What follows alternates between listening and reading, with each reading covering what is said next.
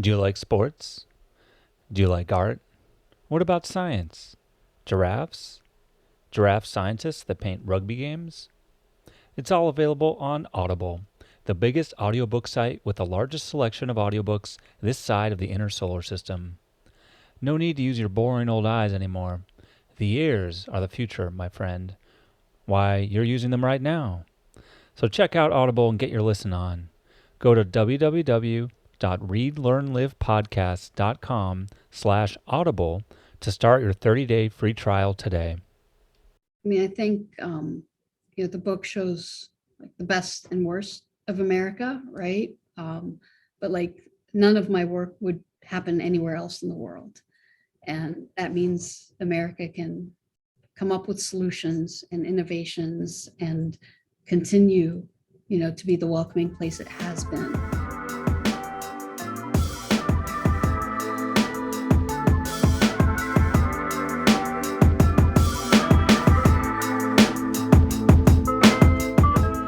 Hello and welcome to Read, Learn, Live, the podcast about improving yourself through literature. I'm your acclaimed host, John Monaster, and I'd like to welcome you to episode 96. Wow, are we close to 100? As always, if you have ideas for books you'd like to see featured or have authors you want to put me in touch with, you can reach me at jon@readlearnlivepodcast.com.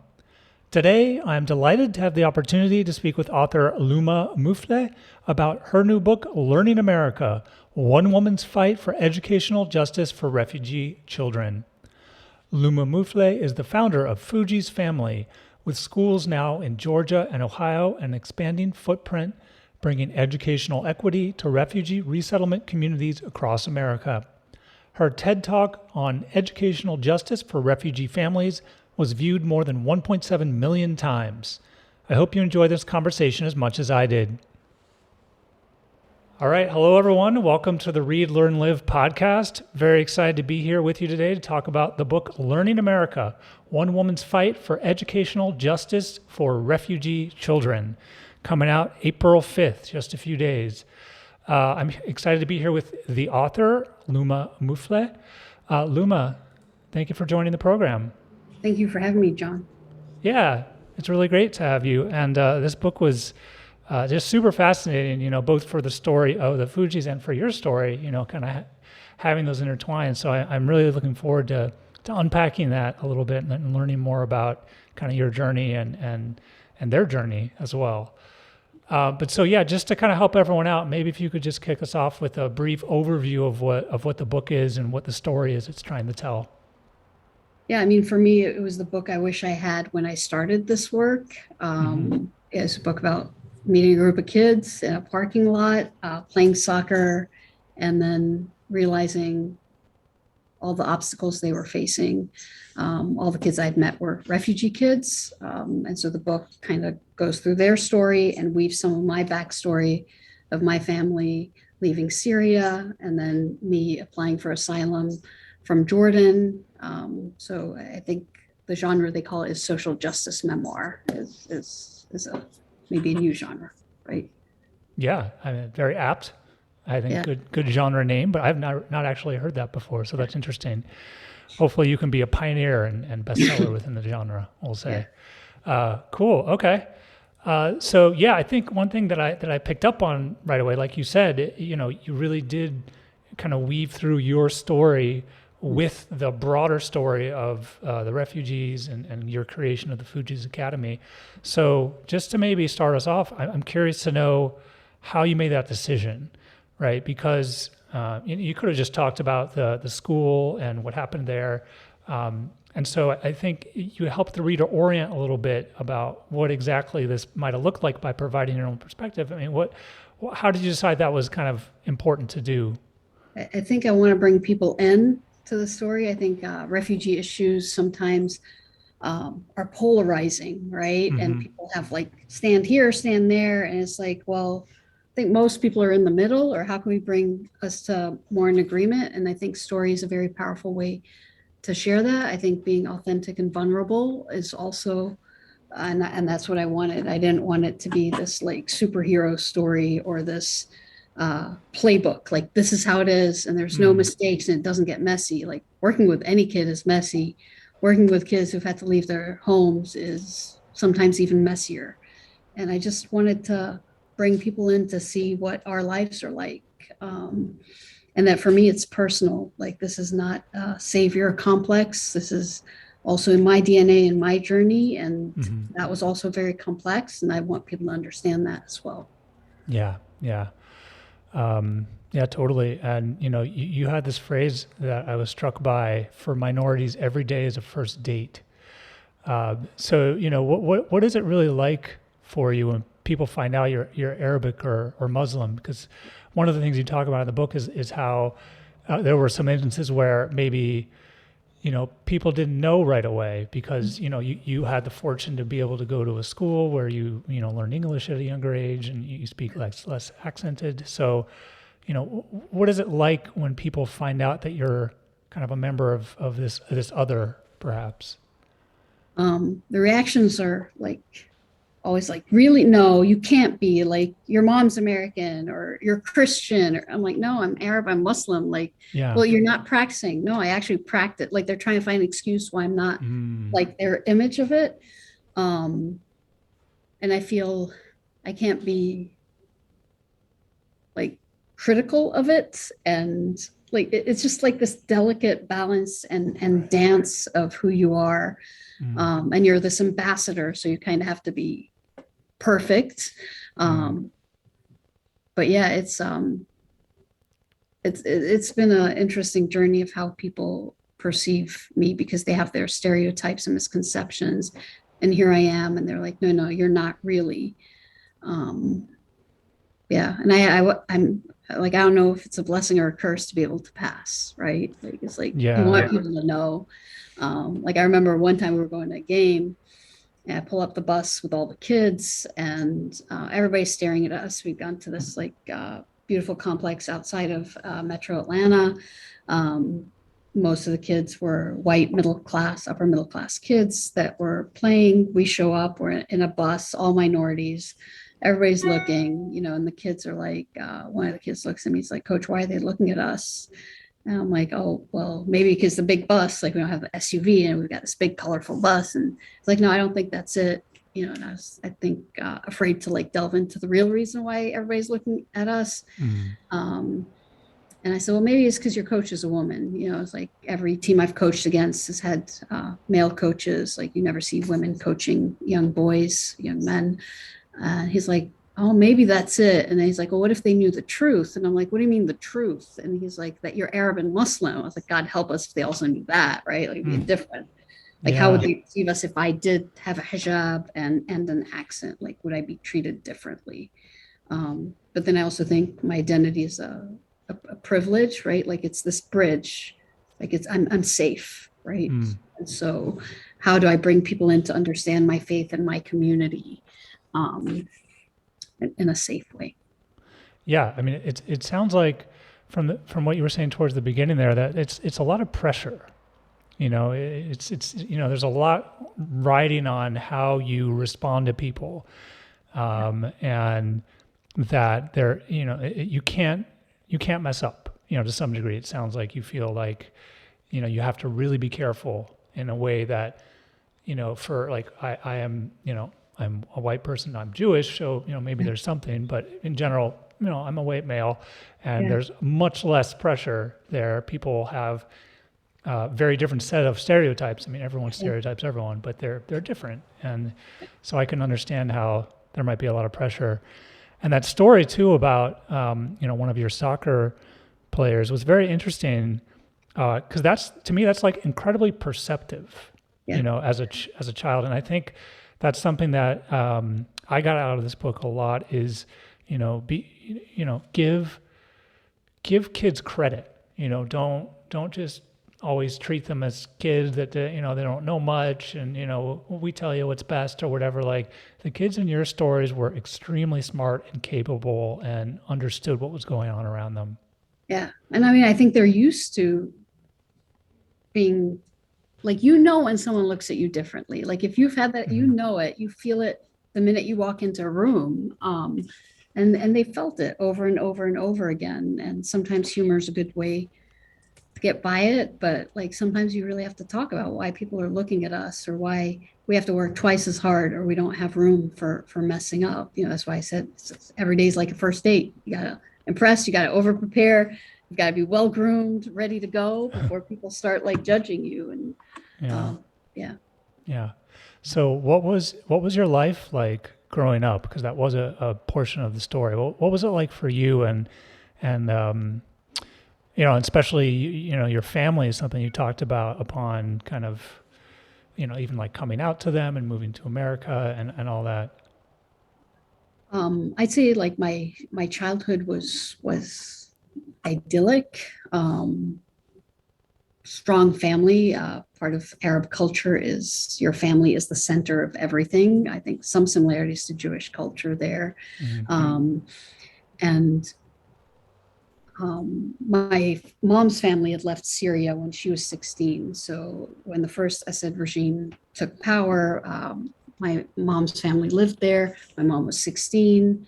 My grandma packed up her 5 kids, and she was pregnant with her sixth in a car. And it's like, this is just going to go south really quickly. And she left to neighboring Jordan. But my grandfather said, it's not that bad. It'll blow over. This happens every few years. Somebody's trying to overthrow the government. And he stayed, but joined her a few months later after his factories were seized by the government and his brothers were arrested and they disappeared. And then they started their life in Jordan, built themselves up. My mom married my dad. I was born 11 years later. But my grandmother always wanted to stay connected to the refugee experience and not forget that about who we were. At a very young age, she took me to a refugee camp, a Palestinian refugee camp right outside of Amman. And I was a disgruntled young kid, like didn't want to go. Why is she taking me to this place where it's all dirt and tents and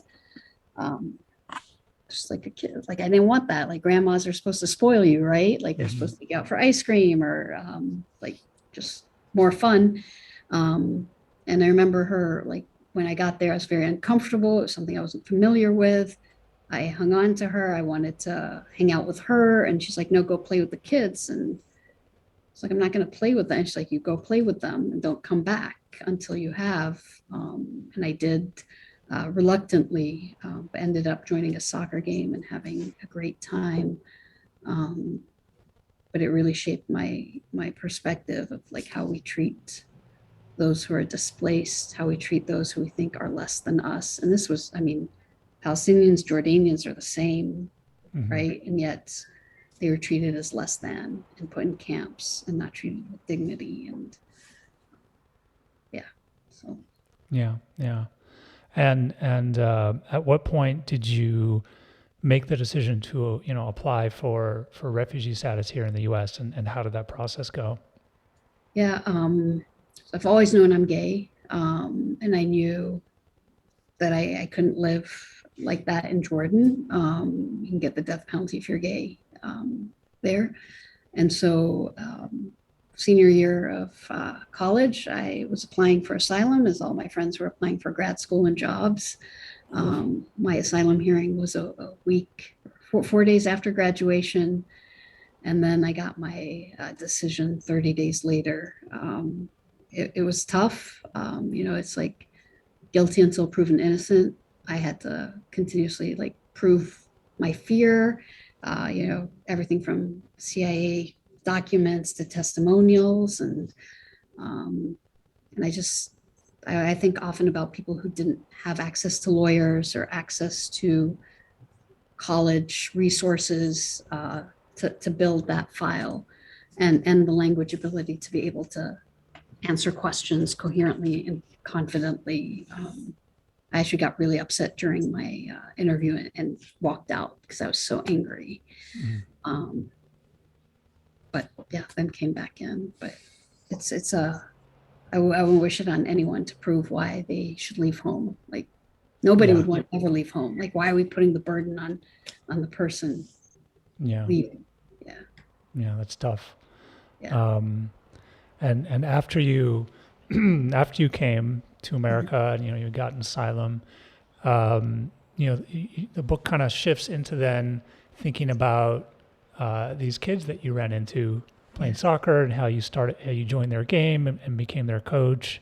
And then I think, it's transitioned to kind of the bulk of the book, which was about the Fugees Academy and schooling and thinking about all that. So maybe to start us off a little bit there, you talked about this realization you had that there were two Americas, and, because you started, I think you were coaching kids, and you started kind of tutoring them a little bit and trying to help them out. And I think with one of the kids, I think I had Lewis here written down, like you realized he actually just couldn't read. He was kind of just asking you to help a little bit. And then it sort of was like, oh, wait, no, he just can't read. That's why. But he was sort of ashamed, or he didn't want to say anything about it. And so there was a big realization there, it seemed, that really started to drive you towards wanting to do something. So maybe just talk a little bit about, how that hit you and what you think those two Americas are, and how that started you on that path, if that was the point. Yeah, I mean, it was working with Lewis after school. I'm very invested in my players, like academics, right? You're not just going to be a good soccer player, you got to be a good student. He passed all his classes, and quiet kid, never caused any trouble. And so when, one day at tutoring, he's like, oh, I have a headache. Can you read to me? And so I read to him, filled out the worksheet. Same thing happened second day. By third day, I was like, something's not right.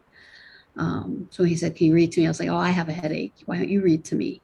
It was like standoff, and I'm more stubborn. And he eventually looked up at me and said, I can't read. And it was heartbreaking to realize someone who'd been in public school for 3 years could not read. But the way refugee and English language learners are placed, they're placed in age-appropriate classes, not level appropriate. So if you're 13, here you go, 8th or 9th grade, maybe you've never, ever spent a day in school in your life. We're not even talking about like, you don't know the letters of the alphabet in English. And some schools you may get 1 or 2 hours of ESL, some schools maybe 3 months of a program, but then back into your age appropriate.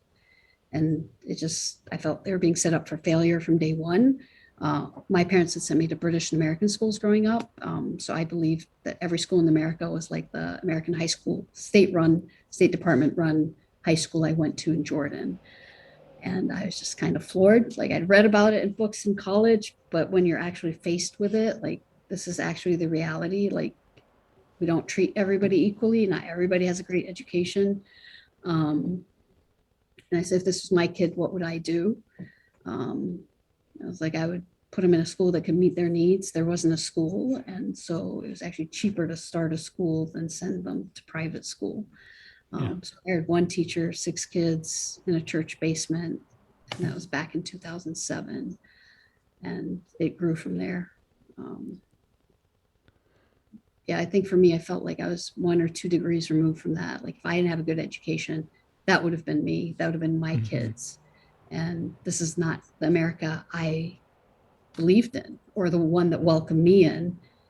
And why do some kids have access and others don't? That's just wrong. Yeah.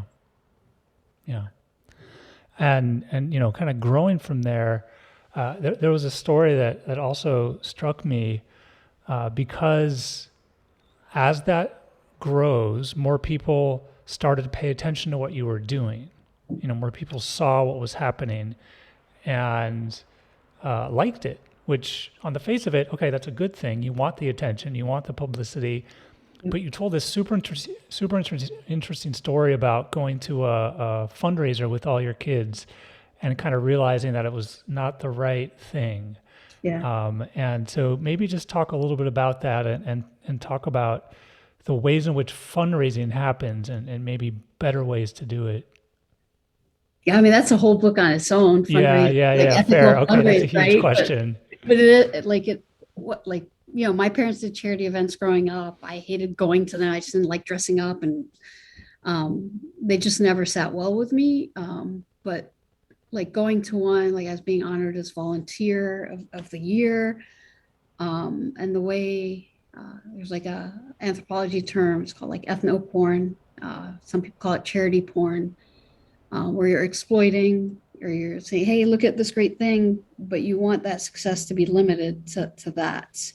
You're not going to truly commit to, equalizing it for those kids, right? Here's a great soccer team. Let's highlight them, but we're not going to invest in anything more. We don't want to truly change their trajectory.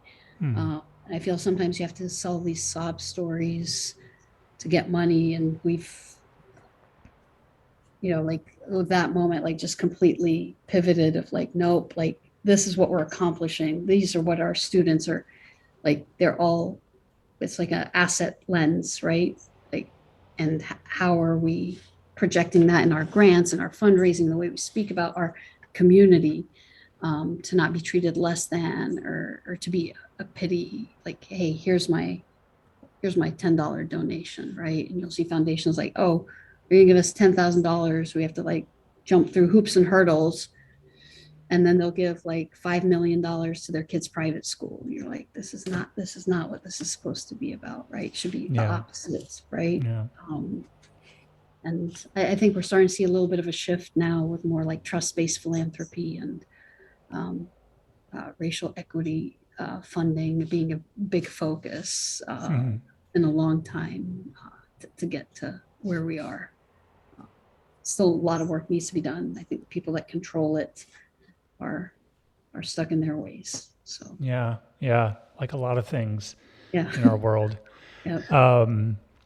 You had a chapter called Imagine, which I just thought was so amazing, frankly. I mean, it was, I really, enjoy reading science fiction specifically, and I think it helps you sometimes get a sense of your world, from seeing things through the lens of someone else's. And so in this Imagine chapter, you kind of turn to fiction to help us understand. And so I really liked that. Maybe just talk a little bit about kind of where you came up with the concept and what it's all about, and kind of what you think the goal was from what you put there. Yeah, I keep getting like when I spoke on panels or to groups, they're like, well, what's it like to be a refugee, right? It's like, I don't know how to explain to you in like 2 minutes or 30 seconds what it's like. And I think the beauty of having time on paper is you can actually get into details, right? Like, and I was like, if I have 4 or 5 pages, can I truly get that heart rate going up, like with some panic and just really played around with the structure. I wanted people to walk in someone's shoes and to not have it be so like, hey, this is happening in Syria, not here. And just use like roads and streets they may be familiar with, or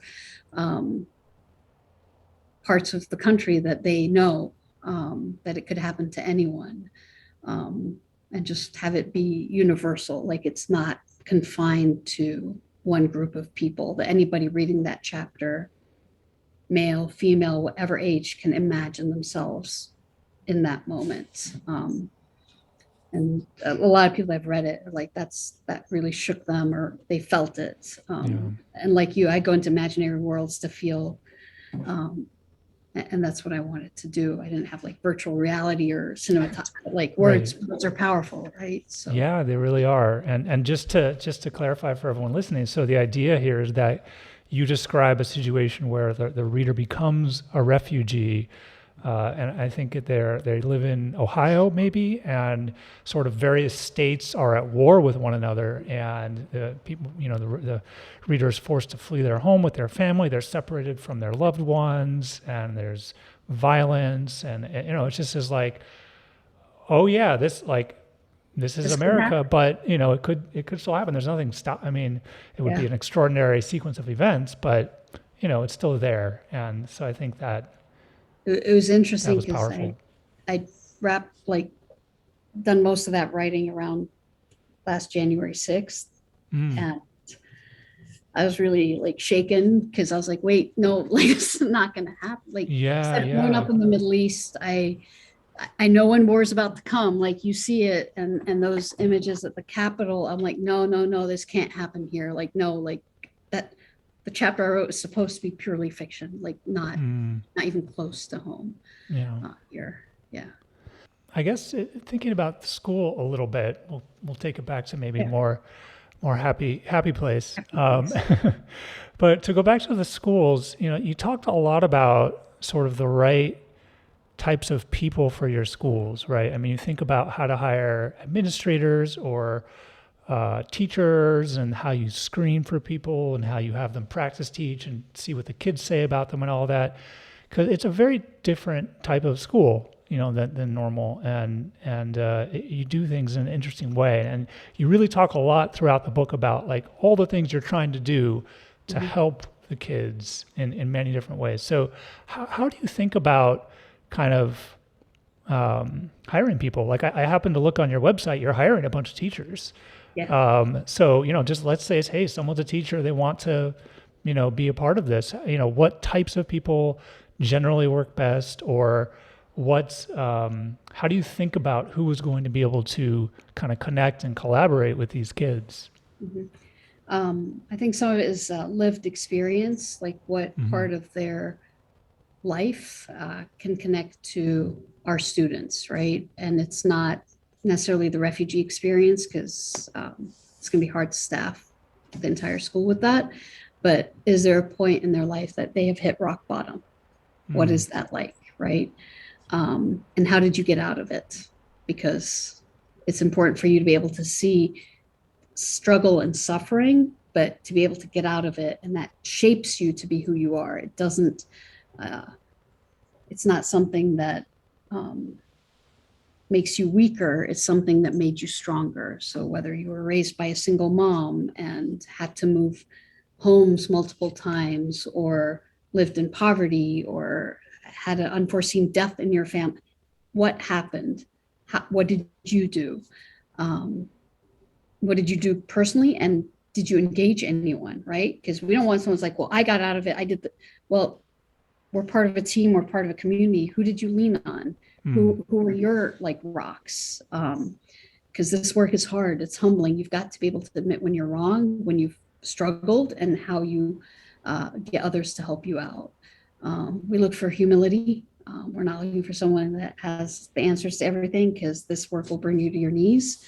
And someone who respects kids, like respects our students, because it's their school. So we have to look at it through their perspective and value their input just as much as anybody else. And that's why they're involved in the screening process, because they're more perceptive than we are. We have our biases already, right? And we're walking in, we're like, the resume is great. We got this, right? So regardless of what the lesson looks like, you're like, oh, I'm gonna let this go. I'm gonna let this go. Kids don't let it go, right? They're like, nope, this one's not good enough for us. And we want them to have those standards, like for them to be able to say, that teacher's not good enough for me. Yeah. And I think something you touched on there that you really resonated with me, and you talk a lot about throughout the book, is the idea of community at the schools, that everyone is kind of looking out for each other. Yeah. And, if someone doesn't show up, one of the students that lives nearby, maybe we'll look after that or person or whatever. So how do you create that? And maybe beyond community, what are some of the other sort of key aspects of your school and how it's different that you think are really important? I mean, we have three social safety nets for the kids, right? So each one of them is part of an academic cohort, and then each one of them is part of a soccer team, and then each one of them is part of a house. So houses are, Harry Potter popularized it, but she didn't invent it. So it was something that started for British boarding schools to make kids feel like they belong and that they're at home. And we share everything. Like when someone's struggling, that's everybody's responsibility in that building. Whether they're struggling academically or personally, they're part of us. They're part of our team, part of our family, part of our school. And how do we take care of people? And it's just constant. Everything from the way we greet students at the front door, knowing every kid's name, going to families' houses, checking in on them, to we share our grades. Everybody shares their grades in front of the whole school, and it's not to shame a kid, it's everybody in the room to be aware of what's going on and what their role is in helping it. So that's when, if a kid is chronically absent, their grades are going to fall, right? It's not just the teacher's responsibility or the principal's responsibility to call home. You're their neighbor. Like that's your classmate. Like don't go and get them out of bed. And sometimes Yeah. pure accountability is more powerful. Like I can yell till I'm blue in the face. They're not going to listen. One of their peers saying, hey, shape up, it's done. Right. And that's what you want. You don't want them to continue relying on adults. You want them to rely on each other. And there's also like healing and power to know like someone's got your back in that building more than one person does. Yeah. And one of the chapters you talk, and this is, we've already touched on this in a couple different ways, but, you know, refugees come from a variety of, well, not just places, but like, you know, levels of trauma maybe is one way, I don't know the right way to put it, but, you know, some of them have just been through just unimaginable kind of horror and just awful things. And so, you know, how do you work with, you know, students like that, where, I mean, maybe, you know, there's still, you know, mental health concerns, things like that. Like, how do you engage with students that are coming in having dealt with, you know, losing family members, coming from war, and things like that? I mean, I think those who have fled or experienced trauma, I think routine, consistency, stability are big things they look for. And so our school is very structured, very predictable. Um, any chaos is controlled. It's not unmet, right? We welcomed 11 Afghan kids on Monday to our Columbus campus. You know, we briefed our teachers on what to expect. Fortunately, a lot of them had gone to Fort Dix to do some work there when Afghans had arrived. And so they were familiar with what to expect. But it's training teachers, and it's having the space feel like home and familiar, to be able to greet their parents with someone. We have an Afghan staff member that was able to greet the families. But it's also the design of the school day. Athletics and arts are a big focus of our program. And all the research now shows that arts and athletics are healing to trauma. We have that embedded in our school day. The kids have either yoga or martial arts every day. They have soccer twice a week. They have music, arts, drama, everything, every day. And it's other languages of expression. It's healing. It's also a great way to learn if you're an English language learner, because it's multisensory. But it's creating that stability, and that our adults' heart rate is stable and steady regularly, right? Like we can't have adults up here, the kids can't.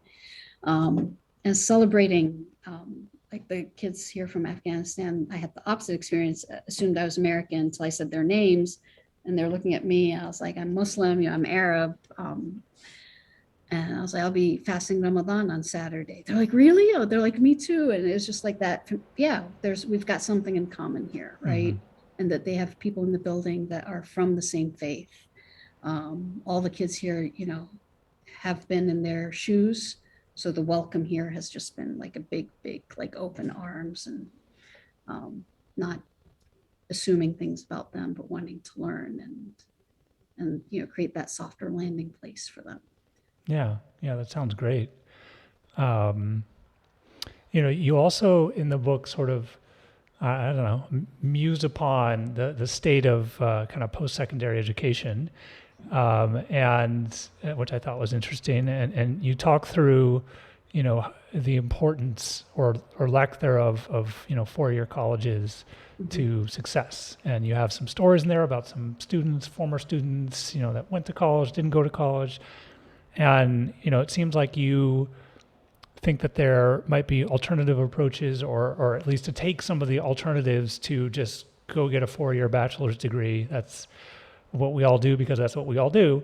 You know, sort of like what are the alternatives, and maybe some of them are especially useful for your students. And so I'd love to hear kind of your thoughts around kind of how we might shape education policy for kind of after students leave your schools. I mean, I think for us, it's like any school should be looking at their kids, right? And really knowing them. It's not just refugee kids who don't want to go to like 4-year colleges, right? There's some other kids like, I don't want to sit in a classroom all day. That's not how I learn. That's not what I like. You're seeing Google like offer to pay people $100,000 out of high school to come learn with them instead of go to college. Like I think the world is changing and technology is changing so quickly that four-year colleges are not going to be the same way, I think, for that they were for us. And ask kids what they want. Like for a lot of our kids, when you ask them, hey, what do you want to be when you grow up? They're like, I want to take care of my parents, right? There's a lot of ways to take care of your parents. And the thing we want to avoid is manual labor with no upward mobility, right? And trade schools have been a good fit for our students, 2-year associate's degrees. We read a study in a few years back saying there's going to be a shortage of like x-ray techs and sonographers in Georgia, right? So a number of our students have completed 2-year degrees in that and are gainfully employed, and they like that job. It's different every day. They work with their hands, but they get to analyze and take images. Some of our students have gone on to apprenticeships, and some have gone on to traditional 4-year colleges. And it's for us, it's knowing the family situation, right? Because some kids are under pressure to work right away and help support their families. Us pushing them into 4-year college, they're just going to drop out. So let's avoid that. Let's avoid dropping out, because then the likelihood of you staying in manual labor is pretty high. Just find the best fit for each kid. Yeah, and so that idea makes a lot of sense to me. But you know, I wonder, you know, so a big part of what you're up to is fundraising.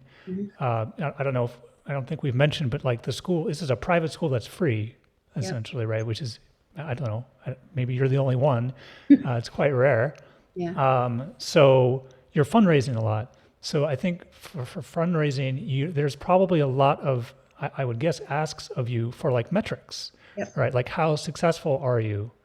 If you're talking about things like that, where you're saying we want to have customized approaches for different kids. Some of them go to 4-year colleges, some of them go to 2-year associates, some of them go to trade schools, some of them maybe do something else. They just teach themselves to code and go off and become software engineers or something. So how do you think about that in terms of making sure that you're able to continue the school, really, in terms of showing other people?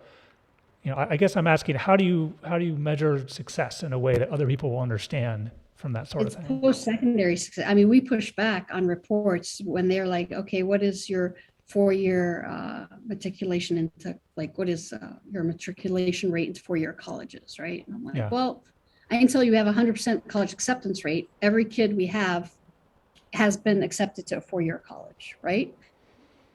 But what they choose to do should be their choice. Like they should have options, right? That's part of living in a democracy, right? You should have options and choices, and our kids need that. And for us, we want to prevent the cycle of poverty from beginning in the United States. Cyclical poverty is really hard to break. And so one of the best ways is, what are the tracks for upward mobility? And bringing in people that can speak to our students, that our students can relate to, and that something they want to do. Right? Like you've got parents of a lot of our students work at chicken processing plants, manual labor. That's what they're going to do. And then doctor, lawyer, engineer, right? But everything in between needs to be painted for students everywhere. Because some may enjoy being electricians and plumbers and welders, and those are great careers to have, right? They out earn most educators. So yeah, for better or for worse. Yep.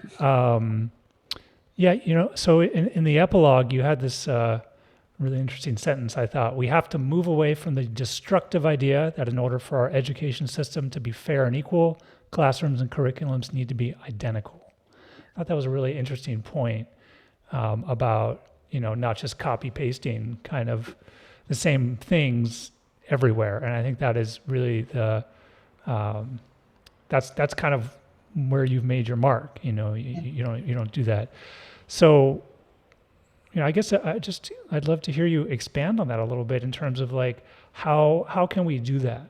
You know, it's like you're having success here, but it is difficult, I would guess, to then take that and, you know, expand that everywhere, right? So how do you have a vision, or what would you try and get to in terms of I mean, moving success in terms of moving away from that idea.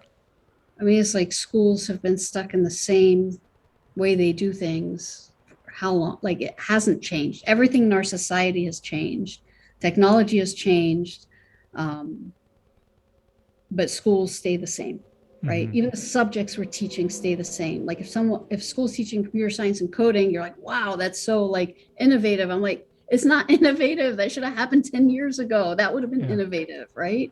And so why are we not seeing the trends that are happening and adjusting what we're teaching and how we're teaching it? And why aren't we engaging students into seeing that? Like we should be looking at like 10 years from now, what is not going to be operated by a robot, right?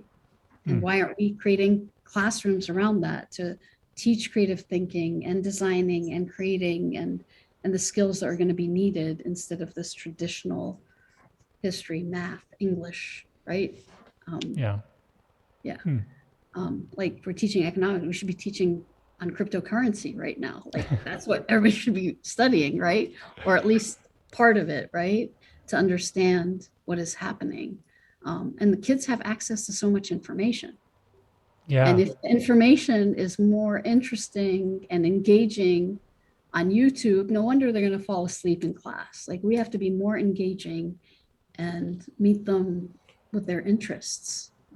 Yeah. Oof, more engaging than YouTube, a tall order. Right? That's Tall order. I don't know. I think that's a low bar, right? Yeah, that's fair. Yeah. So the last question I have here is about, you mentioned again in the epilogue, I don't know the pronunciation, Taranga? But it's, you kind of, so COVID happened and you started to really think through what your plans were for the future. And so maybe just talk a little bit about what Taranga is. Yeah, Taranga is a Senegalese word for community, hospitality, welcoming. It's interesting because since I wrote that, we have our first partnership with a school district. So Bowling Green, Kentucky is going to implement our model in their school district. Pre-pandemic, we're thinking about opening more, whether it's voucher funded charter schools. And then COVID hit and kind of like shook everybody to their core, right?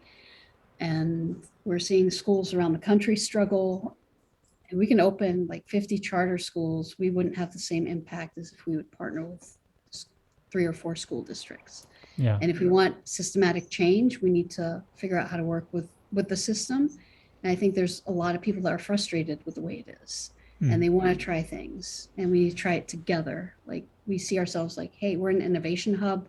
We're going to tweak, train, but then we need to disseminate, because if it can't be disseminated, something needs to change, right? If something that works so well here, why can't it work well elsewhere? Do policies have to change? Do mindsets have to shift? What is it that needs to happen? So we want every refugee and immigrant coming into America experiencing what all our students experience every day. Yeah. So you're partnering. So the idea is you're going to partner with school districts and help them implement your curriculum is the plan. Yeah. Wow. So do you have goals around that, or are you just kind of testing the waters right now with this one? So we have very ambitious goals. We have 50 great. districts in 5 years. Wow. And we're only starting off with one this year. We just want to do it right with the first one and then rapidly grow after that. Yeah. Okay. Well, that's exciting. Yeah. I wish you the best. Thank It's you. going to be an epic journey. Yeah. All right. Well, so I always like to wrap up just kind of asking a broad question. We've covered a ton of ground today. Is there anything else, any other ideas or anything else you hope people would kind of get from the book or from your story or from the Fugees story that we haven't really covered? I mean, I think, the book shows like the best and worst of America, right? But like none of my work would happen anywhere else in the world. And that means America can come up with solutions and innovations and continue, to be the welcoming place it has been. But we're at an inflection point where we can go down a very bad road if we don't go back to the values of bringing people in, welcoming them. America's always been the underdog story, right? And we shouldn't be pushing people out and away or saying there's a reason they're failing in our schools or there's a reason they're not welcome in our communities. We've got to find the way to make it work. Yeah. Okay. So I always like to end with 3 kind of thunder round, quick, rapid fire questions. Okay. We'll call it a day. All right. What is your favorite food and or drink? I was like, here we are approaching Ramadan. I'm going to tell you an old fashioned is my favorite drink. My favorite food is kabila vanilla, which is it's a Syrian dumpling dish, like Oh, nice. dumplings with ground lamb or beef and pine nuts and garlic yogurt sauce. Oh, So, that sounds yeah. delicious. Where is your favorite place you've ever been? Damascus. Damascus. Yeah. Cool. Okay.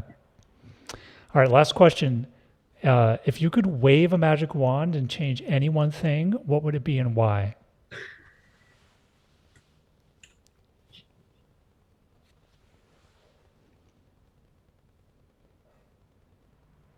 I mean, I think I would change war. Like I would not have war in it, like as a existence. Yeah. Like if I say, hey, doesn't exist, can't have it, over. you're not doing it. Solve a lot of our problems. Yeah. Here. Yeah. All right. Well, thank you so much. This was a great discussion. The book again, Learning America, One Woman's Fight for Educational Justice for Refugee Children. Luma Mufleh, thank you so much for joining me. Thank you so much, John. Thanks so much for listening to this episode of Read, Learn, Live. If you liked it, tell a friend and subscribe on iTunes and Google Play. If you hated it, tell a friend and subscribe on iTunes and Google Play. And so it goes.